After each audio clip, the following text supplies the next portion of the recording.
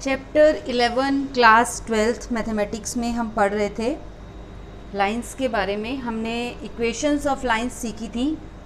अब हम देखते हैं लाइंस कितने टाइप की होती हैं। टाइप्स ऑफ लाइंस हो सकता है दोनों लाइन एक दूसरे को ओवरलैप कर जाएं।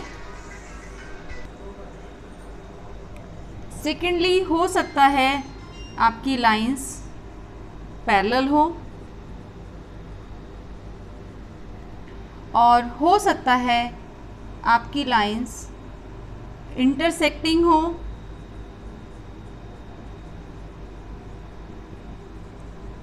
जब हम टू डायमेंशनल की बात करते हैं, जैसे ये हमारा बोर्ड है, ये टू डायमेंशनल है, इसमें ये तीन तरह की लाइंस होती हैं, आइदर ओवरलैपिंग लाइंस और पैरेलल लाइंस और इंटरसेक्टिंग लाइंस।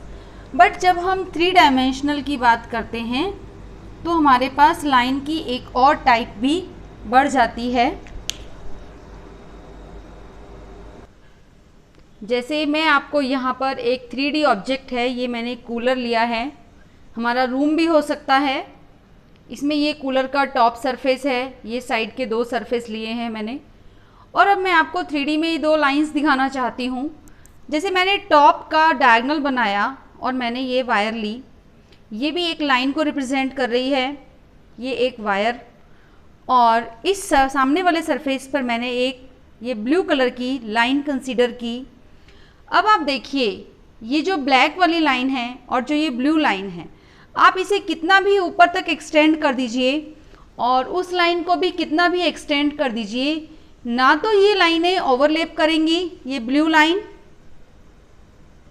और ये black line, neither these are overlapping, neither these are parallel, ये पैरेलल भी नहीं है और ये इंटरसेक्टिंग भी नहीं है।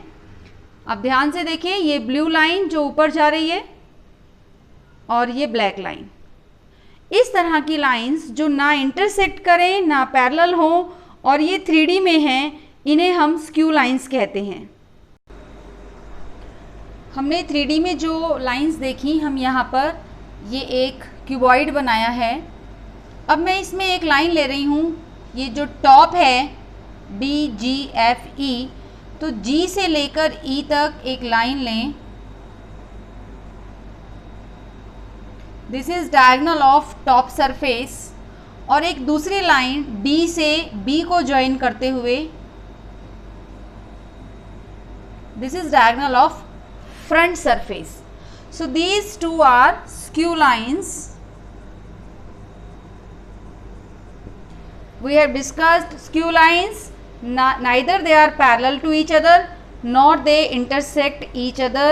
They are in 3D, 3 dimensional. ये अलग अलग planes में line है, ये कभी भी एक दूसरे से ना intersect करती हैं ना ही parallel होती हैं। Now our topic is distance between two skew lines. We have to derive a formula to find the distance between these two skew lines. इसको ध्यान से ऑब्जर्व कीजिए, ये लाइन टॉप के ऊपर है और ये लाइन साइड में फ्रंट फेस पर है। अब जब ये हमारी पहली लाइन है GE, इसको हमने फर्स्ट लाइन मान लिया। Let its equation is R is equal to A plus lambda B। First है इसलिए हम इसको A1 और B1 कॉल कर लेते हैं, और सेकेंड लाइन है आपकी DB, सेकेंड स्क्यू लाइन जो थी उसकी इक्वेशन हमने ले ली R। ये आपकी GE वाली लाइन है और ये DB वाली लाइन है। सो it is A plus mu B। Second line है इसलिए हम इनको A2 और B2 मान लेते हैं। अब एक लाइन जो GE लाइन है वो उसका पैरेलल वेक्टर B1, और ये जो BD लाइन है ये जिसके पैरेलल है दैट इज़ B2, वो मैंने यहाँ छोटा सा शो किया है। अब एक्चुअली शॉर्टेस्ट डिस्टेंस इनके बीच में फाइंड करनी है हमें। शॉर्टेस्ट डिस्टेंस वो लाइन होगी जो इन दोनों के परपेंडिकुलर होगी, तब उसका ये बीच वाला पार्ट जो इन दोनों लाइनों का इंटरसेप्ट हो रहा है that is called shortest distance. तो एक ऐसी हमें लाइन फाइंड करनी है ये डिस्टेंस फाइंड करनी है जो इन दोनों पर परपेंडिकुलर भी होगी और यहाँ से यहाँ तक इन दोनों के बीच वाला part, that is shortest distance between two lines. और ये ऐसा वेक्टर होगा यहाँ से लेके यहाँ तक जो B1 और B2 के परपेंडिकुलर है। अब हमें पता है कि कोई वेक्टर B1 और B2 दोनों के परपेंडिकुलर निकालने के लिए हम B1 और B2 की क्रॉस कर देते हैं। ये वेक्टर हो गया जो दोनों के परपेंडिकुलर है, इसी में ही हमारी शॉर्टेस्ट डिस्टेंस है, बट इसकी लेंथ तो कुछ भी हो सकती है।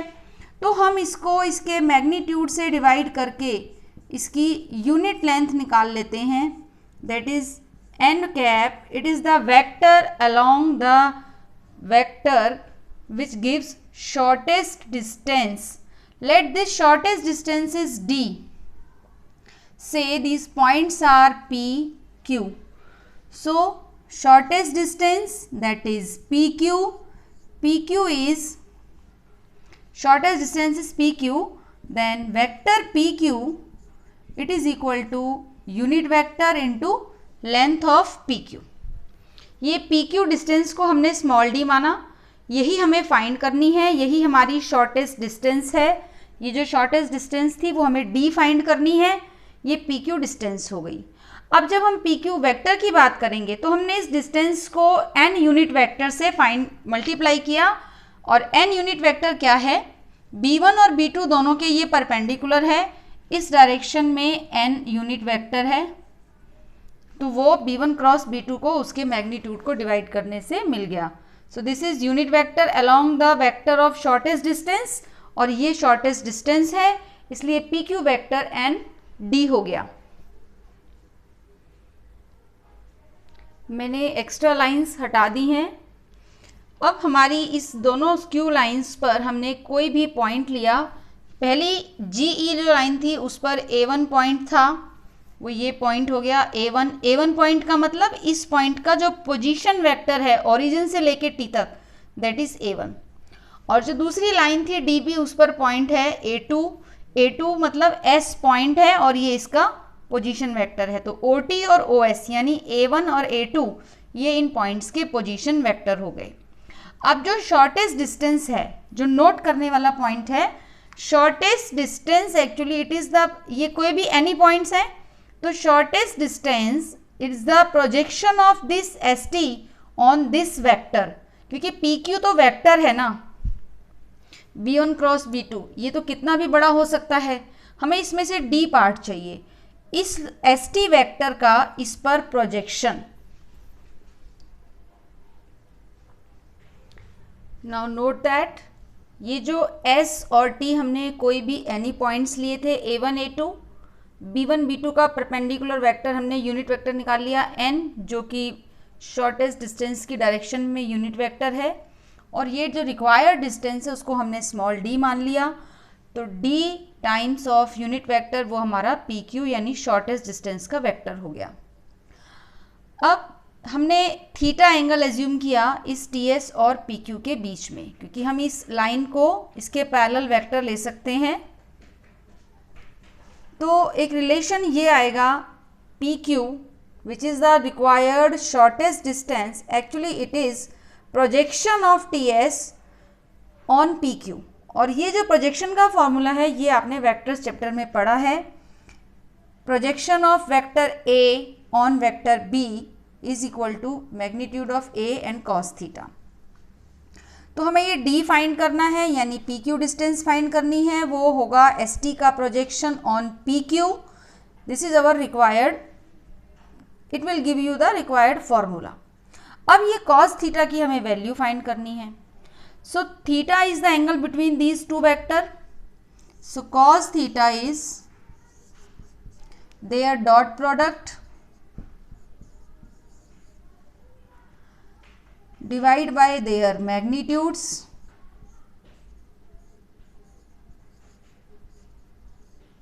and its modulus। यही होता है cos थीटा, इन दोनों के बीच में थीटा एंगल है तो cos थीटा हो जाएगा, इन दोनों की डॉट प्रोडक्ट, वेक्टर्स हैं ये।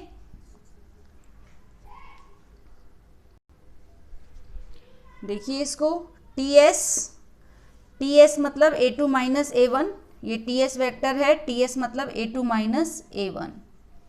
और pq वेक्टर हमने पहले निकाला था, pq vector is n cap of d।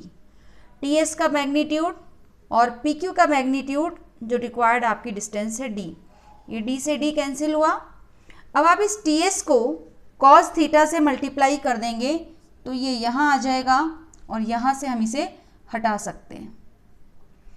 Next step में आप हटा दीजिए, यहाँ नहीं हटाते हम।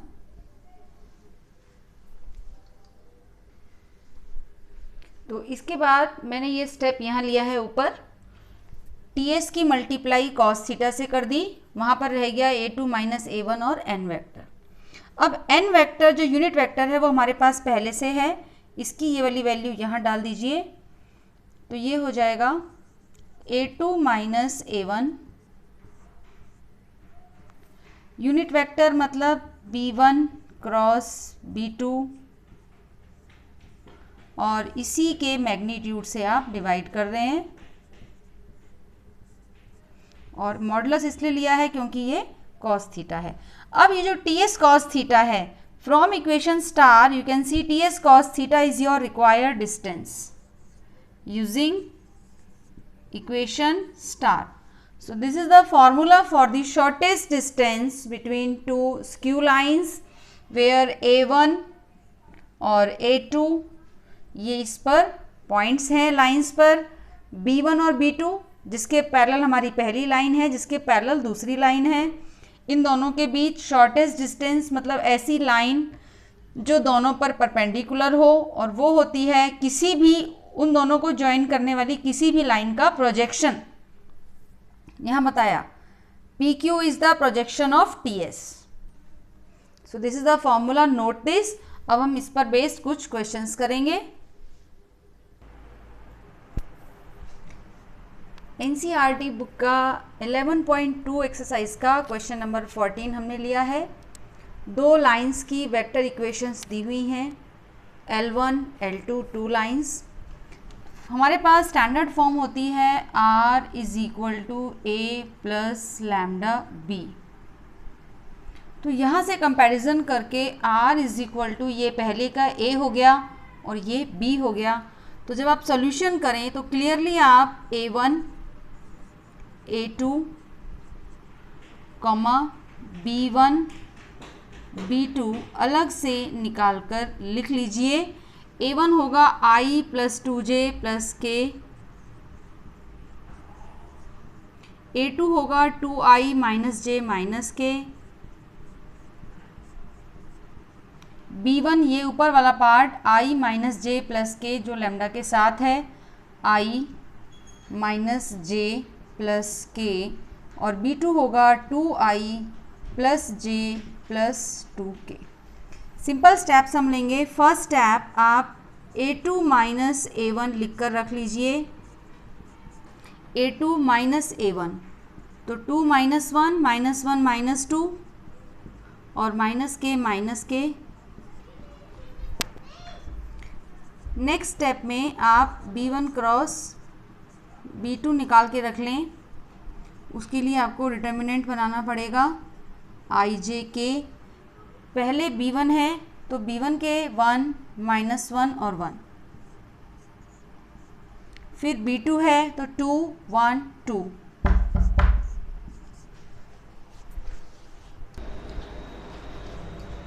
सेकेंड स्टेप था हमारा B1 क्रॉस B2। हमें डिटर्मिनेंट फाइंड करना है I के साथ -2 -1, फिर -j के साथ 2 -2 और फिर k के साथ 1 + 2। ये हमारा B1 क्रॉस B2 हो गया, A2 माइनस A1 हो गया। ये दोनों ही टर्म मुझे डिस्टेंस फॉर्मूले में न्यूमरेटर के लिए चाहिए, इन दोनों की डॉट प्रोडक्ट चाहिए। तो अब आप इस फॉर्मूले में D की वैल्यू निकाल सकते हैं। अब शॉर्टेस्ट डिस्टेंस के फॉर्मूले में न्यूमरेटर में इन दोनों टर्म्स की प्रोडक्ट करनी है। ये वो दो टर्म्स हैं, ये मैंने सर्कल किया है इन्हें। हम इनकी डॉट प्रोडक्ट को न्यूमरेटर में लिखेंगे। सो I की I से मल्टीप्लाई दैट इज -3, जे वाले पार्ट की जे से, जो कि यहाँ 0 है, तो result 0, no need to write. और -2 की मल्टीप्लाई +3 से करेंगे तो ये -6 हो जाएगा। ये 2 स्टेप्स ध्यान रखें। पहले आप A1 A2 B1 B2 को इक्वेशंस में से निकाल लीजिए, फिर आपको ये 2 चीज़ें फाइंड करनी है। इनकी प्रोडक्ट हमारे न्यूमरेटर में लिखी गई। अब ये जो B1 क्रॉस B2 है, यानी ये वाली टर्म, इसका मैग्नीट्यूड नीचे आएगा, दैट इज़ √-3 का स्क्वायर 9 + 9, तो ये हो जाएगा -8। अब हम माइनस साइन को ड्रॉप कर रहे हैं, सॉरी -9, क्योंकि हमें डिस्टेंस लेनी है और distance is always taken as a positive term. और डिनोमिनेटर में आपको मिलेगा 3√2, so it is equal to 3/√2, और you can rationalise it. So this is the distance, shortest distance between these 2 given lines. Now next type, अब हमें equations of 2 lines, ये skew lines हैं, पिछले क्वेश्चन में ये वेक्टर फॉर्म में दी हुई थी, क्वेश्चन नंबर 15 में ये कार्टेशियन फॉर्म में दी हैं। तो हमारा वही स्टेप है, हम पहले इसमें से A1 और A2 निकालेंगे। ये ध्यान रखना है x, y और z का coefficient should be +1। So A1 आपका हो जाएगा -i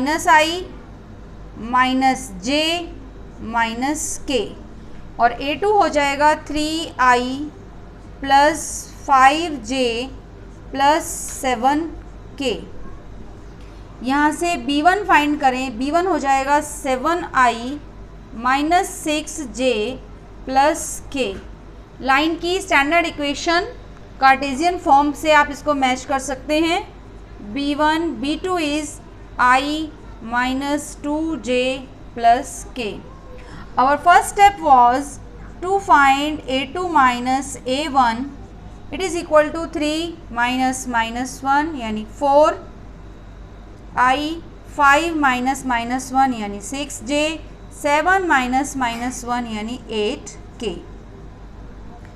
अब आप B1 क्रॉस B2 फाइंड कर लें, डिटर्मिनेंट का यूज़ करेंगे। ये हमने B1 है तो B1 के 7 - 6 और +1 पहले लिखे, B2 बाद में है तो 1 - 2 और 1 ये बाद में लिखे, और डिटर्मिनेंट सॉल्व किया I के साथ -6 + 2, -j के साथ 7 × 1 = 7 -1, और k के साथ -14 + 6, और ये हमारा B1 क्रॉस B2 है।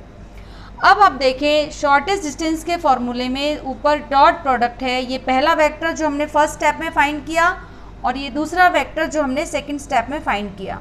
हमें इन दोनों की डॉट प्रोडक्ट को यहाँ न्यूमरेटर में रखना है। तो शॉर्टेस्ट डिस्टेंस हो जाएगी 4 की -4 से मल्टीप्लाई, +6 की -6 से मल्टीप्लाई, और +8 की -8 से मल्टीप्लाई, और डिनोमिनेटर में आप B1 क्रॉस B2 इसका मैग्नीट्यूड, सो -4 का स्क्वायर +6 का स्क्वायर +8 का स्क्वायर रख देंगे।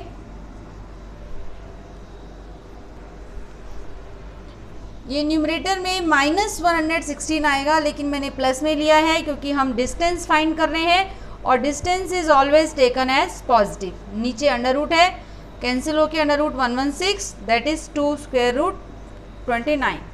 सो this is the shortest distance of these 2 lines. ये स्क्यू लाइन्स हैं। ये क्वेश्चन एग्जाम में अप्रॉक्स आपको 4 मार्क्स देगा। तो this is your exercise 11.2. You can complete this exercise because we have discussed equation of lines, angle between 2 lines, and the shortest distance between 2 skew lines. This is the topic. These are all the topics in exercise 11.2. Now you can do this exercise.